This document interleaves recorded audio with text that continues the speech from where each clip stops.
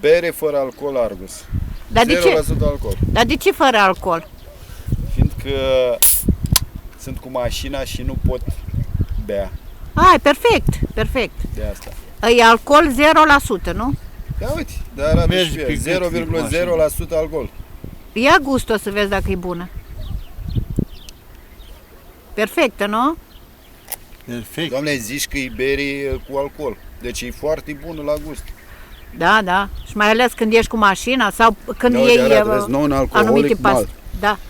Când mergi cu mașina, când iei anumite pastili, sunt pastili pentru depresii, pentru antibiotice, iarăși, nu poți să bei bere fără alcool. Eu recomand cu mare plăcere bere Argus. Și costă mult, mama?